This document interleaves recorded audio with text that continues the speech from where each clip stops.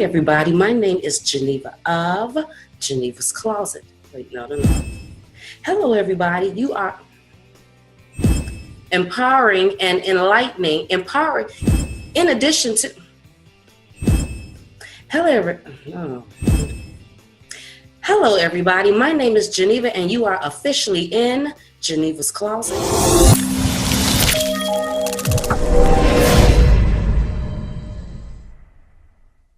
And what is Geneva's Closet, you ask? Well, it is the hottest talk show around.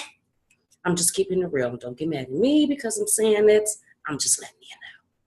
Geneva's Closet is all about giving entrepreneurs, music artists, and celebrities a platform to highlight and showcase what it is they do, in addition to empowering and inspiring our viewers and listeners. This interview is going to be a whole lot of fun just because I happen to know our next guest. He is a professional boxer, actor, and screenwriter. Who am I talking about, you ask? Well, his name is David Dino Wells Jr., and he will be right here in Geneva's Closet coming up in a bit, so you make sure you don't go away. Hey, Mr. Wells, how you doing today? Can you hear me just fine? I hear you just perfectly. Perfectly. You looking nice today. He looking kind of nice with the hat on, you know, cocked to the side just a tad. So how you doing today, Mr. Wells? I'm doing awesome. That's great. That is great. I'm excited. I always say I'm excited, but this interview is special to me just because, like I was telling the people, I just happen to know this guy here, Mr. Dino Wells, and let me just give you a little information on how he has helped me in my life. I'm just keeping it real.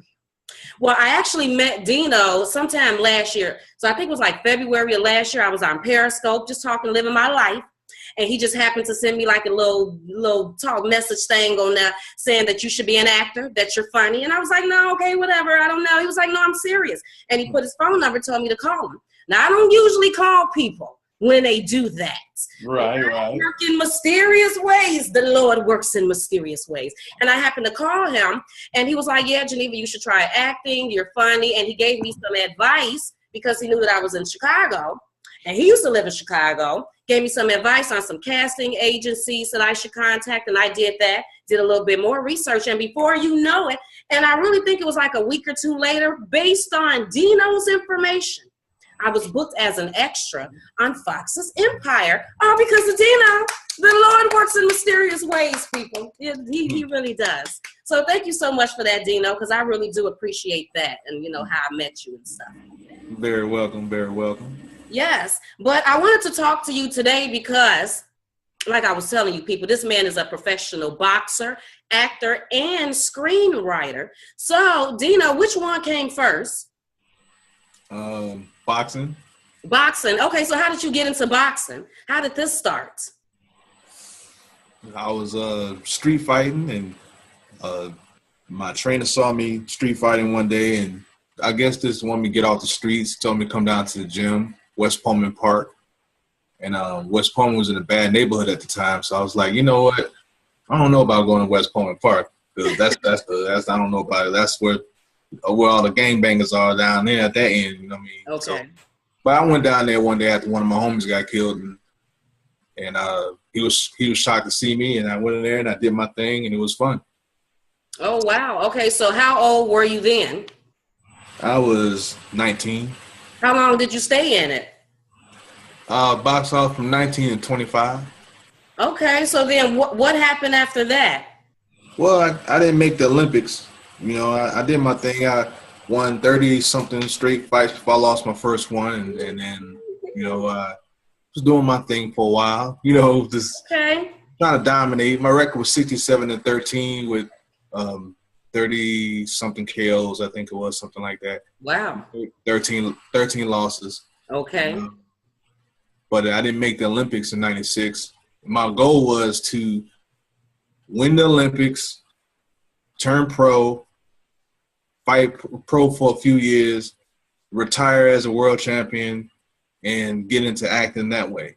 With my accolades as a world champion. Okay. But it didn't quite work that way. So I had to take the long road into the entertainment So I was already living in Atlanta, and I found this casting agency, Stillwell Casting, and I sent it Stillwell, and I told her, I said, you know, I didn't make the Olympics or anything, and I want to get into acting. And she's like, well, I got three things coming up. She said she had I'm tripping. She said Mama Flora's Family, Scream 2, and some football movie with Denzel was in. I can't remember it. Remember the Titans. Oh, okay. And I jumped on Scream 2 first, extra. Did that one of those couple of scenes in that. And then I jumped right on from that to, I had a choice of Remember the Titans or Mama Flora's Family. Wow. I love football. I'll do Mama Flora's. So I did Mama Flora's, and I got featured in there with Blair Underwood and Queen Latifah and all that stuff, and that was fun working on that. And then there was another movie called Black Dog. I was an extra in that, but I'm in there for like a tenth of a second, so I don't ever say anything about that one. Okay. And then I was like, man, I like this background stuff, but I really didn't take it that serious because I was still hurt because of the boxing.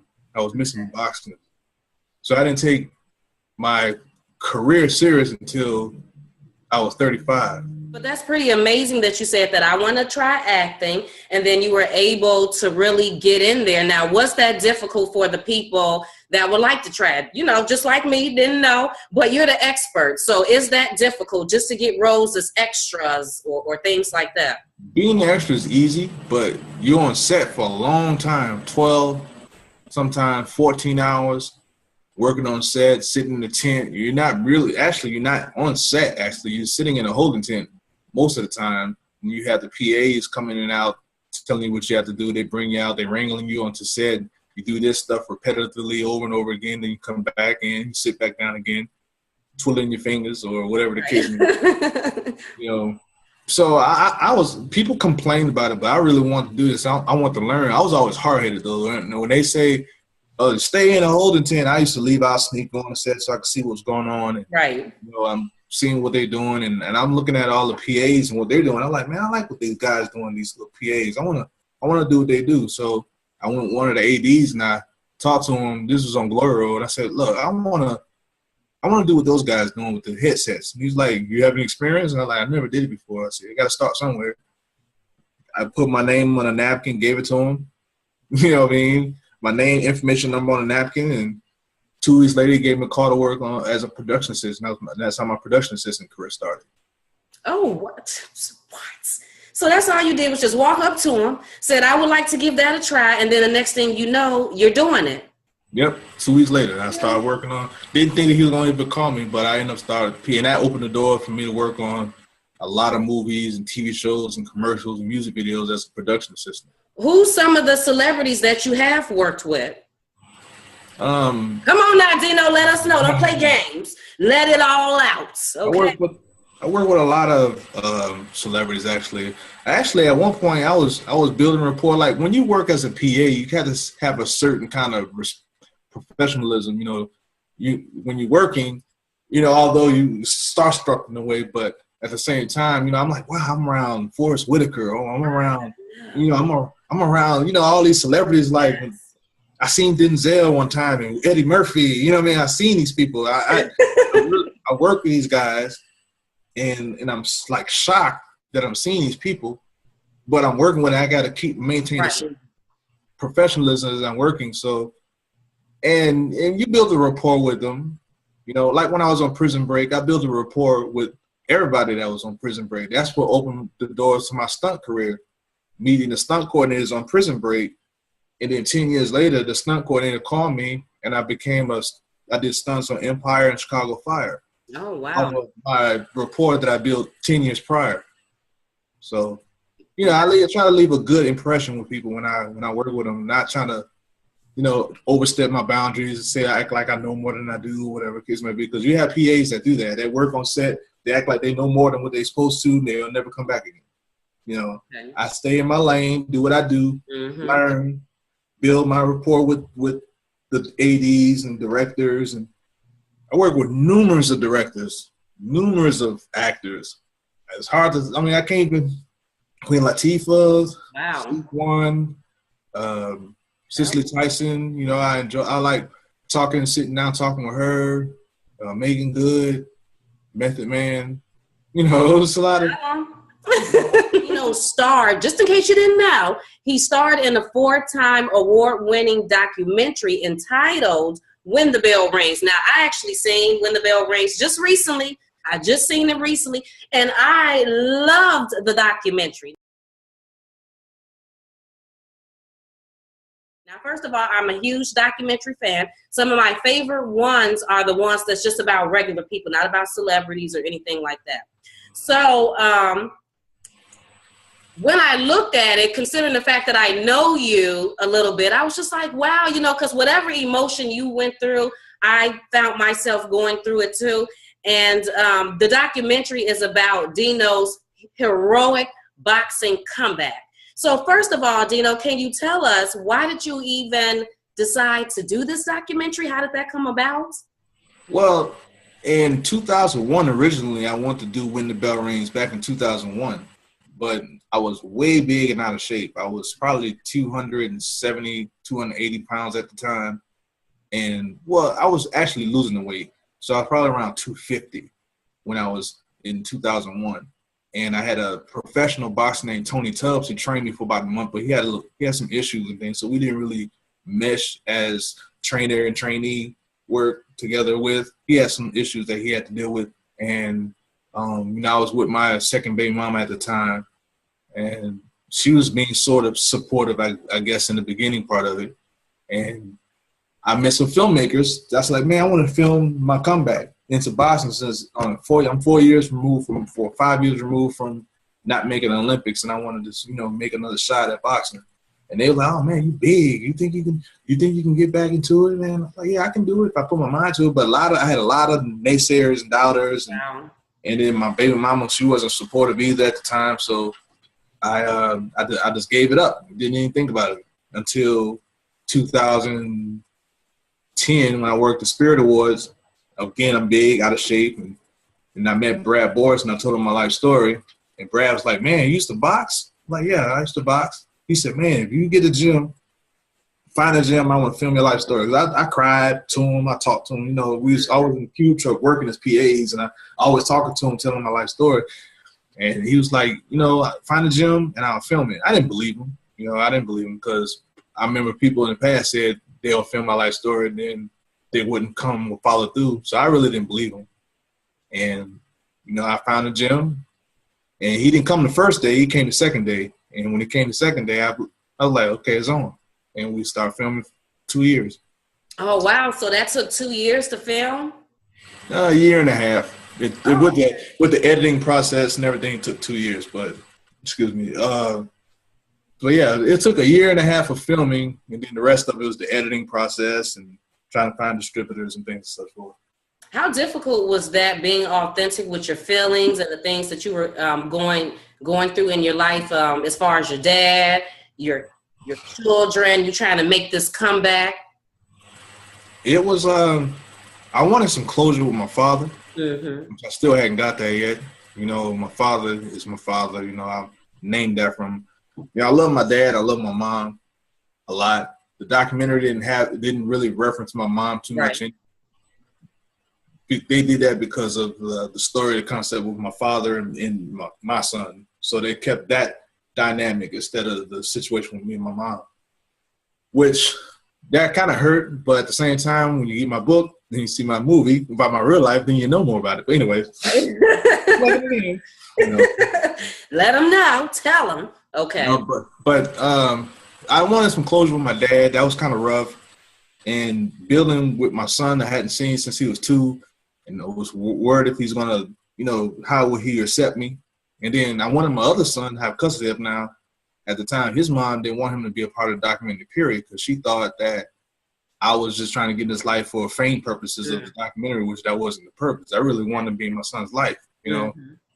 And after I met him, that's when after I left him, that's when he started sending her up the wall to the point where she couldn't deal with it no more. And she said, and I got custody of him now. So, and it's been trying time with me and him, him and I. But I I love him, and I'm just trying to man him up so he can be a strong man and and I want to be a better father than him, like I say all the time, than my father was to me.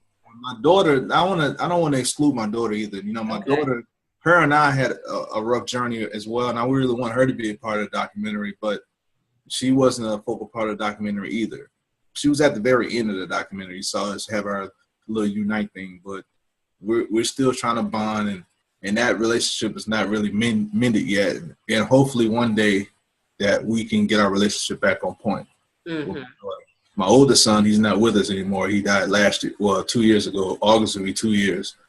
And that was rough for me as well. So, and he wasn't a part of the documentary for reasons, dealing with my mom and stuff. There's nothing better than seeing a Black man with his child. I mean, just seeing fathers with their sons or children, period, but seeing a Black man taking care of his child and trying to be there for them. That's why it's so important for people to watch this documentary, because I absolutely love that dynamic between you and your son. And you trying to, just like get to know him, and how important it was for you to have your children in your life and try to contact them. So people need to absolutely watch this documentary. Can you tell us just a little bit about the World Boxing Council Honorary Champion? I'm not too good with boxing or sports, period, but I know it got to be something nice, because Dino's picture got that huge belt. So I know that got to mean something. Okay. Yeah. Ahead.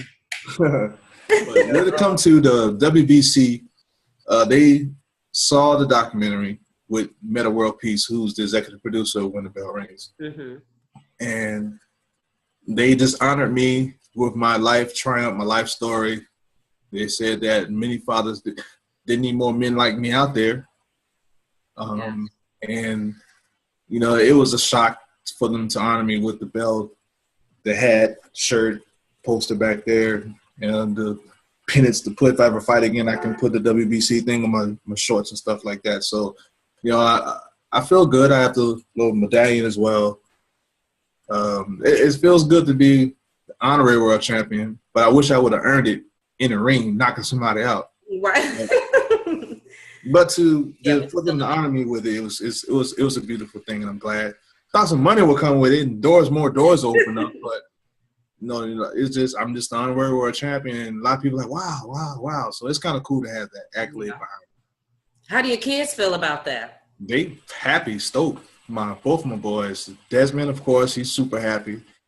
Deshaun, he's awesome happy. Desmond, who's in the documentary, he doesn't like nobody. He don't like talking about the documentary because he said he feel like he's a punk. The way I used to talk to him, put him in the corner, and all that stuff. Like he say he don't like nobody. He don't want nobody to know that's him. But you can't run from that. That was you. Exactly. Kids, right? Mm-hmm. Okay, so let me ask you this, Dino. Considering the fact that you were trying to build a relationship with your children, and I know sometimes even though you're trying to build a relationship with them and you're back in their life, you can still tell that there's something there, that they feel a sort of type of way. Do you feel like that you had to deal with that as far as your kids, and probably mainly Desmond and Deshaun, since you really, have them and you have custody of your boys? So. Well, Desmond, it took a minute for him. It took a minute for me to get the respect from him to respect me as a daddy. It took a little bit. It was all play with him. Play. I'm going to see how much I can get. How much can I push his buttons? How much can I get away with? But once I put my foot down and gave him a couple of whoopings, he understood. Well, raised my voice a couple of times. He understood, okay, I'm daddy, I can't play with him. That's daddy, I can't play with him. With Deshaun, when I get custody of Deshaun, this right off the rip, he just received, because I wasn't in his life at all, period.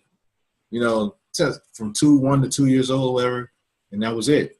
But once I got custody of him, he probably tested me one time, once. But other than that, it was the transition into building with Deshaun was easy. It wasn't hard. I just felt that I thought he had regrets that he wasn't in the documentary, but he said no, he wasn't jealous, so he's not mad at none of that. He understood the situation. Mm-hmm. Abaya, the other hand, my daughter, I don't know. I don't know what to say. I mean, I want to build every time I feel the doors open up, us rebuilding and bonding, and something always tear it up. She has her hot temper like I used to have. So she has an honest, and there's one thing to set her off, and we just don't talk for a long time. So, what advice would you give to other fathers that's trying to build a relationship with their children, and they probably have kids who don't always want to be bothered, or that's trying to test or trying to test them, like how you said your son did with you? Because, you know, the reason why I asked that is because a lot of the times I know that an absentee, I'm not saying all of them, but sometimes absentee parents can have this feeling of, well, look, I tried. That's the best I can do. You got an attitude. You know, you try to come to me. So how do you feel about that? How do you think they should handle that? I think be patient, take their time. You know, like I said, being a dad is not easy, especially, you know, I have my neighbor next door. He has kids, they small kids, but, you know, he's in their kids' lives, and I always ask men for advice. So how can I deal with this situation? Because, you know, I never really had a father I had the streets with my daddy, you know what I mean? Yeah. My uncle tried to be a daddy. My mom was trying to be my daddy. My auntie was trying to be my daddy. All my aunties tried to be my daddy, you know? Okay. I was raised by women, mostly. Wow. Okay. You know, so I had to, the streets had to man me. I had to man myself up. The reason why I ran into the streets is to see what was out there. So I say to men, be as much in your kids' lives, no matter if they being hesitant or they being anti-you or whatever the case may be patient, work with them. Don't give in and don't buy their love. Don't do that. You know, don't do that. I thought I could do that at one point, but no, you can't buy the kids' love, because that's just giving a false perception to the child, you know. So just be patient with the kid, be there for them and love them. Just give them the nurturing love that they need. Thank you so much for that information, Dino. See, he's the expert. He's the expert at this. Why is he the expert? Because he done went through it. He's going through it, so he already know. So listen to Dino. Watching When the Bell Rings. Okay. So you're older now. You're in your 40s. You done gained some weight. But that doesn't stop Dino. Dino still says, you know what? I want to get back in the ring. I want to do this. Anybody else would have been like, look, that's too much working out. I mean, especially with everybody, you know, watching the documentary, people like didn't believe you. They was like, I don't know if he's going to be able to do this. He needs to go somewhere and sit down. But you were determined. Where does that come from? Comes from my heart. I mean, I'm Chicago born and bred, so, you know, I feel that Chi-Town, you can't give up. You know, I can't give up because I got the Chi-Town blood in me. But at the same time, it just, I just feel that I just can't give up, because if I give up, then that shows my kids that you can give up on anything, you know. Okay. That's why I push my sons and tell them, like, you never put your mind to something, do it. You know, and I was determined to lose that weight. I was determined to have a professional fight. I was determined to be a better father, and I'm still determined to be a better father. I'm still determined to get back in the ring again. You know, I'm not that much out of shape, but I'm a little out of shape now. And I'm thinking about fighting again. And I am going to fight again. Tell us about that. Tell us about this rematch that I heard about. I think I heard. Marcus Clay, no one get away. We're going to fight Marcus Clay again. We just got to get a promoter.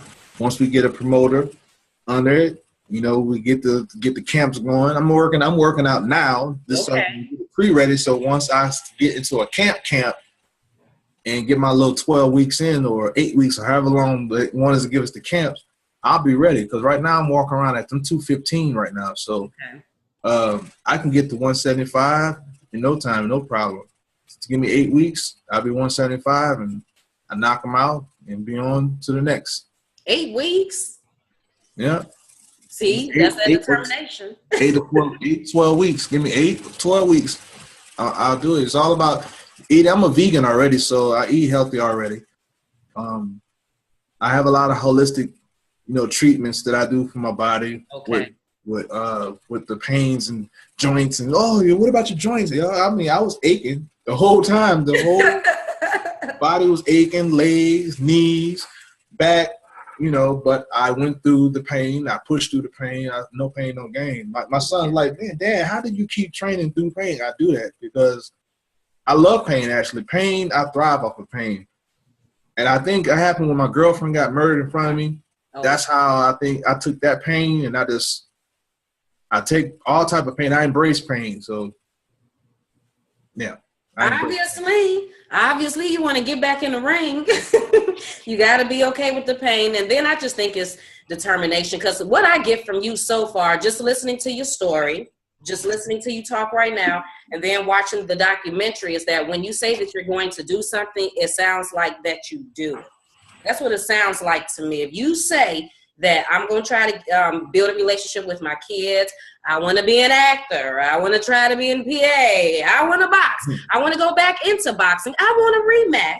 Seems like that when you say you want to do something, I mean, even the documentary, and it was like so many years later, but you had said it in 2001. It probably didn't come up again until 9 years later, but that's besides the point. You had said it in 2001, and then you made it happen in 2010. It ended up happening. So that's just amazing, Dino. You're an amazing man. So I believe in you. I believe if you say you're going to do something, you're going to do it. That's why I'm interested in knowing what's going on, because just in case you didn't know this, Dino is directing and he's acting. He's a screenwriter for this film that he's working on called No Words at All. Can you tell us about that, Dino? No Words at All. I wrote that after Mike Brown was killed. And, I couldn't sleep because, all the stuff that was Trayvon Martin stuff was going down. The thing with the guy in New York, I think his name is Eric Garner or whatever. I don't remember his name. The guy that got choked in New York. Okay. That happened, and then Mike Brown, and it was just like, man, my brothers are getting destroyed by the cops, and I'm fearing for my kids. My son was still living at the time when Mike Brown got killed. My oldest son. Okay. And I'm thinking about Desmond and Deshaun, and of course my daughter about it. Right. And I couldn't sleep. I was having these nightmares, so I took all these nightmares, I compiled all these nightmares I was having, and I said, let me just make a story out of it. So I took all the notes and I started writing. I just put everything. So when I write, my writing process, I write everything out, grammatical errors and everything. I put everything out first, and then I break it down after that. And I look at what I need to do with the story, plot points, fix the characters, strengthen characters, whatever the case may be. The first draft, I'm like, wow, that's nice. And then once the first draft, I was happy, like, oh man, No Words at All. That's the title, No Words at All, because I had no words for it. Here's the title. Oh, so that's how you came up with the title. Okay, cool.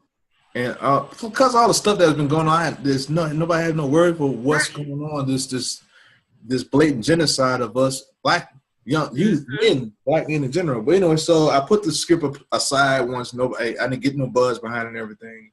And then when my son died, that hit me real hard. Okay. Because the circumstances behind his death was kind of sort of malicious. People, they say it was natural at one point. Then they said, and then I had these clairvoyants hit me up and said that some workers choked him and he's been asphyxiated, whatever the case may be. And these are a couple of clairvoyants that didn't know me from, excuse me the expression, shit to Shinola. They didn't know me at all. Okay. But said that my son reached out to them and said that he was choked to death. And I'm like, wow, these people don't know me and my son reached out to them. So that's when I started writing the script again. Now, No Words at All is not a supernatural film. It's a coming-of-age story of three siblings seeking justice for the murder of their father. Oh, okay. And to take you on the 50-year journey from the 60s to present time, and test their loyalty, their love of their relationship while they are seeking justice for the murder of their father. Okay. And, it's a powerful story, and I took some nuances of things that's going on today and put it into the story as well. So it's in a back burner again, but I'm going to pull it out, do what I need to do with it. Sharpen it up some more and get it in there. Because No Words at All, it has to get done. It has to be seen. People who read the script, I got it coveraged. I did some more. I have 14 drafts. I'm in 14 drafts in now. I did 14 different drafts of the script now. So it's a power. I have plenty of. I'm doing my life story. I'm writing that script. I'm writing a TV pilot called Gnarly Feels. Wow. I'm actually finished the pilot. I'm just writing the extra episodes. Okay, so what is that about? It's about a pastor who was murdered and had a dark past, and his past is slowly coming out, leaking, and somebody that knows about his past want to keep his past quiet. Okay. Wow. So it's a very dark. I write dark stuff, so it's a very dark. It's a dark script, so it's a dark pilot. But I feel it has enough material to last for several seasons. So I'm just writing several episodes of season 1, and then I want to bring on extra writers to help me with the rest of the episodes. I mean, well, it sounds interesting to me. I can't wait to see it. And I definitely can't wait to see No Words at All, because I remember you talking about that, like when I first met you. Yeah. Let's send it to me. And if Dino say that he's going to do these things and we're going to be hearing about this and seeing it, I believe him, just because of, just like you said, the connections that you made and how you get to know people and make sure that you kind of stay in contact with people. Because just in case you didn't understand or you didn't know who this was, when Dino said that the documentary that he starred in, When the Bell Rings, was executive produced by Meta World Peace. Because when I first heard that name, I didn't know who that was. Okay, so just for some of y'all who don't know who that is, that's the NBA star formerly known as Ron Artest, right? You know, we got to say that because some people are like, who is Meta World? I don't know Meta World. But yes, that's Ron Artest. So I'm just letting you know, Dino knows some people. So I believe you can get some things happening, Dino, because you're very talented. I appreciate it. Actually, I don't even know Ron Artest personally. You probably don't, but I'm just saying you tend to connect. If you want to have something in the universe, God, it just connects it for you. So that's all I'm saying. That's why we connected.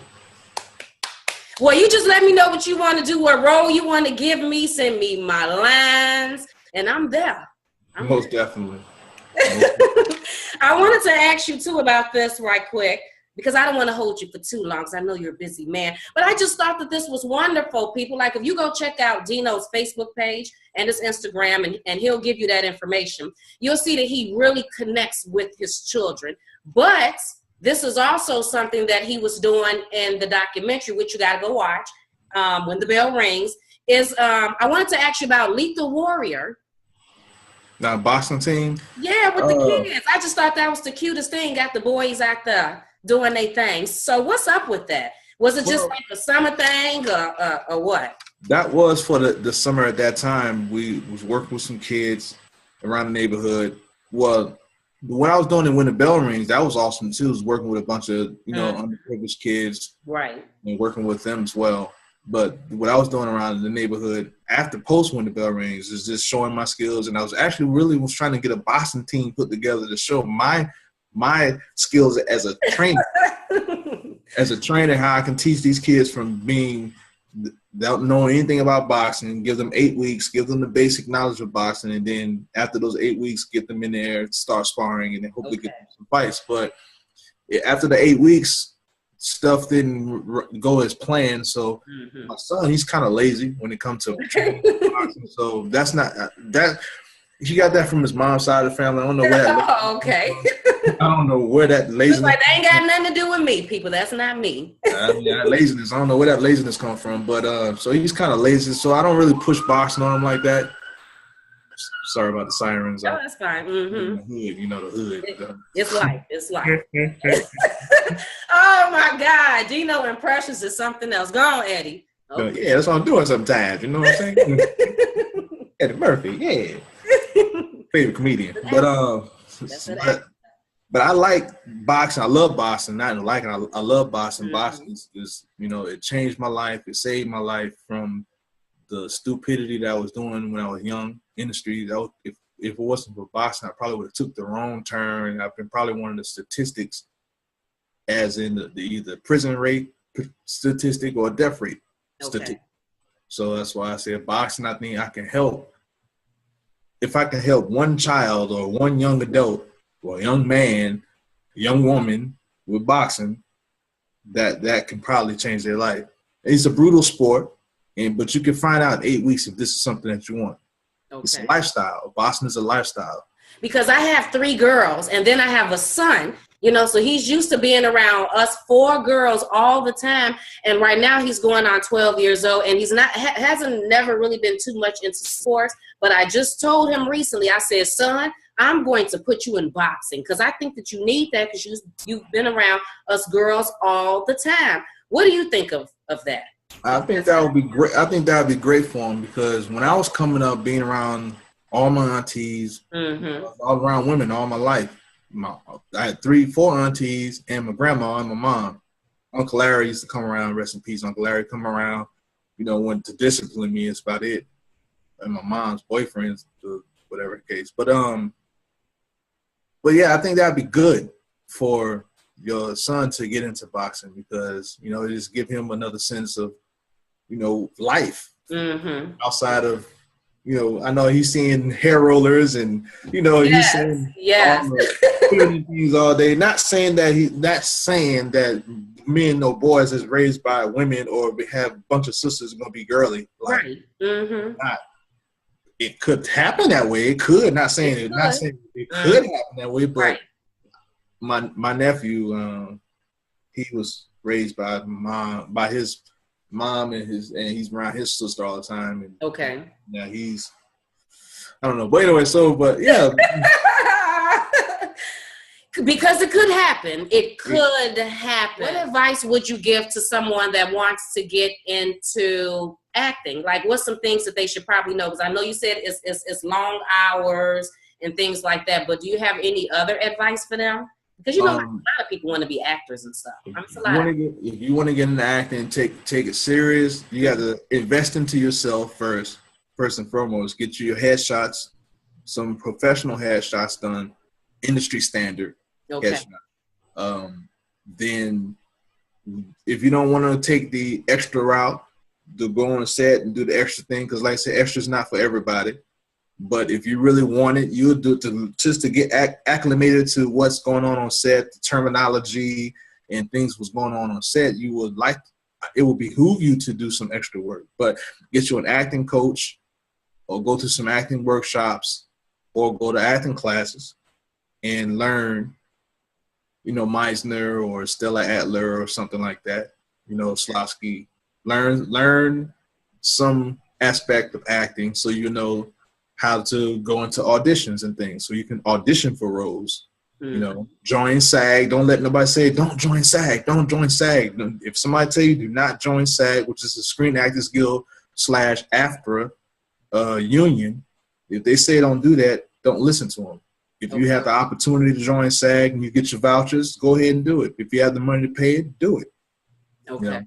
So, get your headshots, take your workshops, invest in yourself, and just be proactive and not reactive. Okay, now let me ask you something about the SAG thing. I wasn't going to ask you this, but you said something. I'm thinking just because back when I was doing, I don't know why I said doing like I had did it a lot of time. Back when I had did the Empire thing that one time that I had did it. Okay. I had did a little research because I was looking up the SAG thing too. And I had read too, but you said to just do it. I had read that if you sign up for that, because now I kind of forgot how it go, but if you sign up for it and then you get it, then you can't get into any other movies or films or TV or whatever that's not SAG approved. Well, you can't work any non-union work anymore. Yeah. Once you union, you can't do non-union work unless you SAG unless you work something indie SAG low budget stuff. So, but still, get into the union, and if you stay proactive into your work and you build and go up, it's like here, you start here and you work your way up. But you start here and then you start listening to people saying, oh, state, because there's a lot of a lot of states in the South, like Chicago's a right to work state, Florida, Texas, and all these southern states are right to work states. So if you join SAG, in Chicago, it's like $1,800 to join SAG. And if you join SAG in Atlanta, it's like $1,300 to join SAG. If you work in Atlanta, you can work a lot of stuff in Atlanta, but if you got to pay the extra, you got to pay the difference to work in Chicago, the difference, which is whatever it is, $300 to, the difference. You can't work in California or New York because that's $3,000 to join SAG. You had to pay the difference for SAG in California, New York. So it's either best to join in Chicago, like I did, And then you can work in Atlanta and don't have to worry about paying the difference. You know, I paid $1,800, then you can work in Atlanta. And now if I want to work in Cali or New York, I just got to pay the rest, pay the rest of my dues off. Okay. To one of those other 2 states. But yeah, it's always join SAG. But to get a lot of if you want to, before you join SAG, you want to do a lot of non-union work to get the experience in, so you get your reel together. Mm-hmm. Yeah, do that. You know what I mean? Do as much non-union work as you can until you feel that you're ready to join SAG. So because you have a body of work now to show these casting directors, like, oh yeah, so then you'll start getting more work. Dino, so what would you say to people that's out there and they want to just, they're trying to get their life together and start a career, or they just want to do some things, but life seemed dim and, it just seemed like they keep getting roadblocks and they're feeling undetermined and unmotivated? What would you say to them? Like, what type of mindset do they need to be in to actually get things executed when life isn't always going the way that you want it to go? I am the epitome of being stuck in a rut, Okay. or being in a lethargic state, or being in a lackadaisical state. Mm-hmm. But when I get into those states, I'm a poet as well. I write poems. So Okay. I write poems to help me get out of the lethargic state. You just have to do something. Keep your aura, keep the naysayers and the bad people out of your aura. It's all about having positive energy. So if you have positive energy around you, you're going to do positive things. If you have a bunch of boo-hoo, yah-yah, and all this negative energy around you, the negative energy is going to pull you down, and you're just going to stay in the wallowing in the negative energy, and you're going to be, I don't know if I want to do this. And I'm not even talking about film. Whatever aspiration you have in life, if you want it, you just got to go and do it. But have positive people in your corner, and people that's going to root you on, or people that's going to help support your cause on the way to the top. Mm-hmm. I had no family to support. I've done a lot of this stuff myself. I have people, I want to give shout out to a lot of people that I stayed on in LA. Mm-hmm. I have people that supported me mentally through the much trials and tribulations I've been through. I'm still going through little trials and tribulations here and there. But at the same time, I'm not letting it destroy me. I'm not letting it tear me down. I'm staying focused. I'm still eating healthy. I'm still going to be a vegan for life. You know what I mean? Healthy. Yes. I keep my mind. You got to keep your mind fresh. Do something to keep your mind fresh. Like I write poems. I write scripts. I make music from time to time. Music Maker Jam. I'm the Music Maker Jam. Check me out. Dr. Trackenstein, is that correct? Dr. Trackenstein? Dr. Trackenstein. That's me. Okay. That's him. So I make some tracks from time to time to keep my mind focused and fresh on things. So if the world like is crushing around you, if you have a deity that you follow, have faith in your deity. Don't be down on yourself, and have faith in God. Have faith in your deity. Whatever that you're following. Have faith, because that's what the faith is there for you to have faith in yourself and faith in your deity. Yes, absolutely. So then I want to throw this person's name out right quick, since we're talking about support and having somebody in your corner, because I think, just based on what I've seen, I don't know, you would have to let me know, that this lady in your life by the name of Patricia, that she must mean a lot to you and have helped you out in a lot of ways. So can you just give us a little information on Patricia? Trish, she was awesome. I told her I loved her when we was in school, and she didn't, like, how you love me? I just met her, it's just like the love.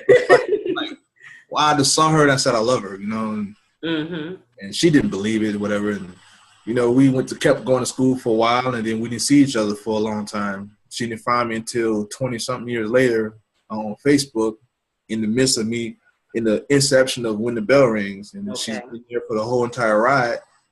And, we are in a relationship. It has its ups and downs, We go through our trials and tribulations. We go through our issues.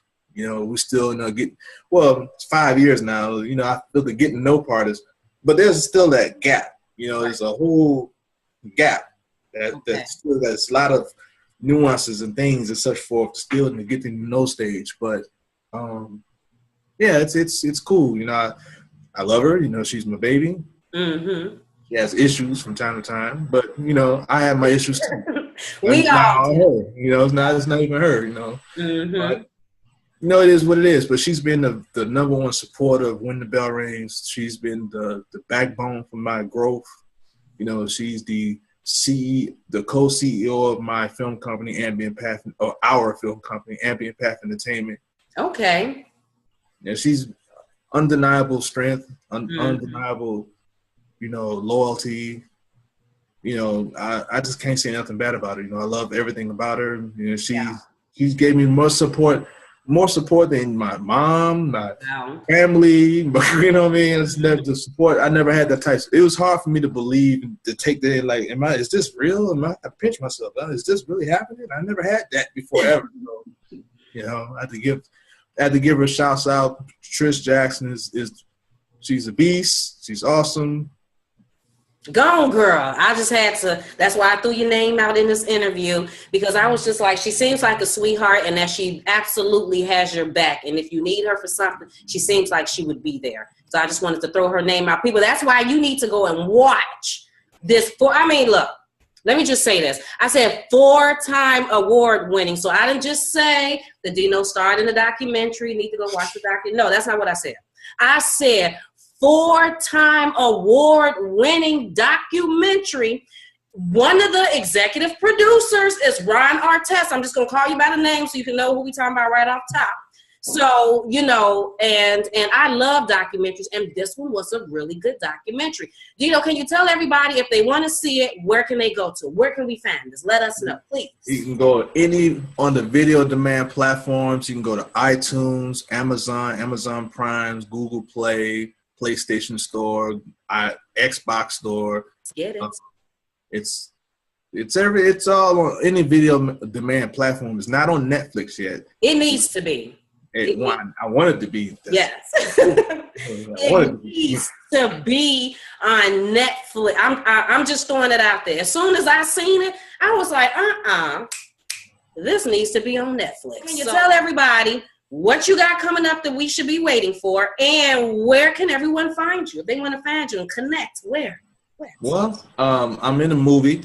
I'm playing a character named Mister in a movie called Same Kind of Different as Me, which was coming out next month. But as I find out that since they have Renee Zellweger, Jaimin Hansu, and Greg Kinnear, those are Oscar winners and Oscar-nominated actors, they're pushing it for the Oscars. So it's going to release in October. That's who playing in this movie? Yep. And I act in a scene with Greg Kinnear, Renee Zellweger, and Jaimin Hansu. My first speaking part in the major motion picture. You're speaking? Yep. Come on now, people. I told you. This man, I'm just keeping it real. Go ahead. I'm sorry. I got excited for his stuff. Yeah, that comes out in October. I wish it would have come out next month like it was originally like it was supposed to. But October is cool. I wait. See, I had to sit there like, pins and needles. Like, come on, October. Come on, October. I know, right? Come on. We'll be waiting. Because I know people say that scene that I did with Greg Kinnear and Renee Zellweger, that should open up more doors for me. So I'm really hoping that it will open more doors up for me. I know him. Remember on this interview, I said I knew him already. Anyway, go ahead. It's a good, powerful little scene. You know, I studied for it for a long time. I worked on it. You see, that scene, I play a homeless guy with a bunch of big beard. And had a teeth. You know, her teeth was out, so I was having like this. Oh, you never know what to expect with Dino. Okay, go ahead. So that helped me get the part when I had my tooth out, and I really wanted that role so bad, so I just put all my heart into it. And the director said he saw it in my eyes, and that's why he gave me the role. So. Okay, so how did you even find out about this role? I mean, you were sitting at home one day, somebody sent you some information? My agent at the time, I had an agent. I don't have an agent now, but my agent at the time, he sent me for the audition. I read the sides, and I looked at it like, okay. I didn't know who was in the movie or anything. I just read this. Like, I can do this. So I could play homeless. I've been homeless before, so I can do that. I've been around I lived in Skid Row for 6 months in LA. So wow. Okay. So I was like, I've been around homeless people. I've seen how homeless people act and whatever the case may be. I was actually homeless before. So I was like, let me dig into this character. And I did. And I sent it to them. They liked it. And they said, we want you to do it again. But they wanted better quality because I did it on my old laptop. So I did it again. Okay. And I filmed it, sent it to them, blew them away with it. And they said I had the part after the second audition. So I was like, wow. Wow. Well, congratulations with that. Now, can you say the name of the movie again? Same kind of different as me, Okay. which is comes out in October, starring Greg Kinnear, Renee Zellweger, John Voight, and Jaimin Hansu. Good old character that I'm not major star yet. I'm not on the big bill yet. Don't matter.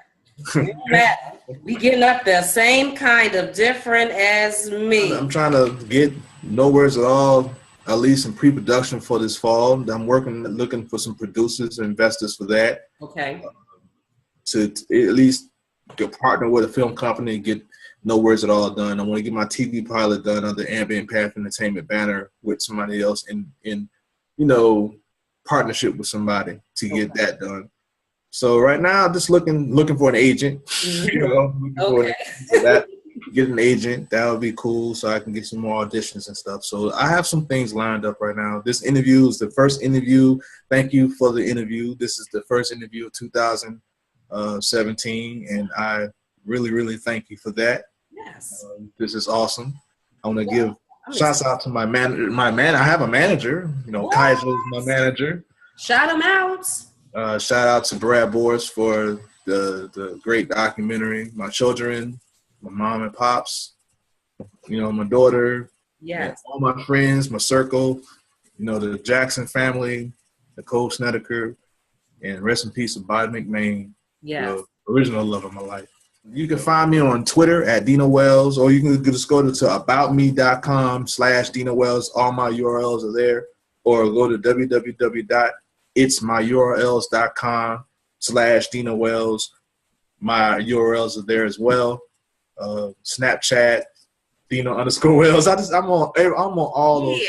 He is. And then where can they go listen to your music if they want to get into a little something right quick? On my YouTube, you can find my podcast, which you'll find The Real Dino Wells Show. Okay. Which I do a podcast there. My music is there on my YouTube with the Dr. Trackenstein with Music Maker Jam. And my poems, you can go to Medium.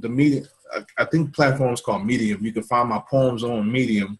And I'm writing a book called A Man Book, which gives you everything that a woman needs to know about a man. Okay, now. How a man think. Yes, we do need to know those things, ladies. Don't we need to know these things? Dino, I wanted to thank you so much. Well, first of all, I want to congratulate you on everything that you've done in your life. It's just amazing. Your resume is pretty dang on good. And Mama Flores, that he was an extra in. I love that movie. I just want to throw that out there. It's one of my favorite movies. My first feature, actually, my very, very first feature was in Mama Flores Family, and I wanted more of that because I'm like, man, the camera's in my face. I never had this, but I want to start saying some stuff. But that's just amazing how you said that I want to be.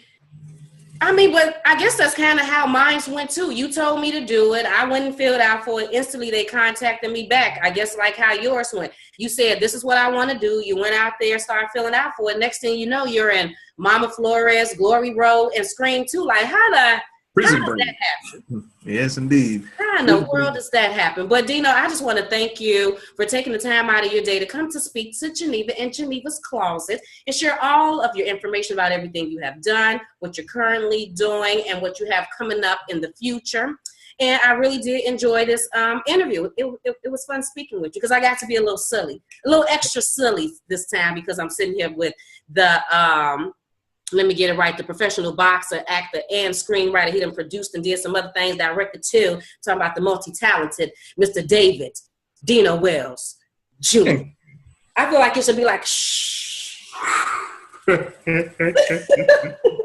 Oh my God. Thank you so much, Dino. I appreciate your time today. February 3rd, Dino Wells. Catch me on the Geneva's Closet talk show. Yeah. Dino Wells in the Geneva's Closet. Professional boxer, underwear world champion.